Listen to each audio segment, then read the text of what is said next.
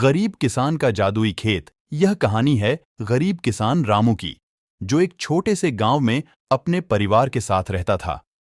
रामू के पास एक छोटा सा खेत था, जिसमें वह अपना जीवनयापन कमाता था। एक दिन जब रामू खेत में काम कर रहा था, वह खुदाई के दौरान एक बड़ा हीरों का रत्न खुदाई में खोज निकालता है।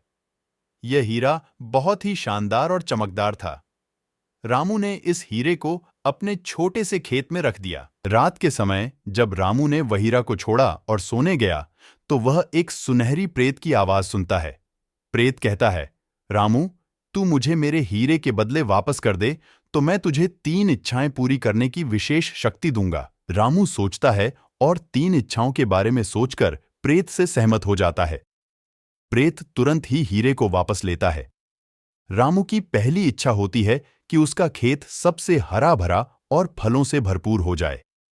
और मित्र, अगली सुबह उसने अपने खेत को हरियाली से भर दिया देखा। रामू की दूसरी इच्छा होती है कि उसका गांव समृद्धि से भर जाए और उसके सभी पड़ोसी सुखमय जीवन जिएं।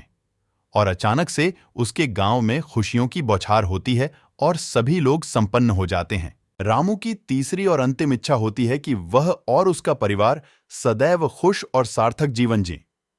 और वह जीवन के हर पल का आनंद उठाते हैं, जानते हैं कि सच्ची धन संपदा समृद्धि और खुशियों में है। इसके बाद रामू और उसका परिवार खुशियों से भरा हुआ जीवन जीते हैं और उनका खेत भी जादुई रूप से समृद्धि और सुखमय जीवन का स्रोत बन जाता है। इस तरह गरीब किसान रामू ने अपनी ईमानदारी और सच्चाई के साथ एक जादूगर की मदद से अपने जीवन को सुखमय बनाया और अपने खेत को एक जादुई खेत में बदल दिया।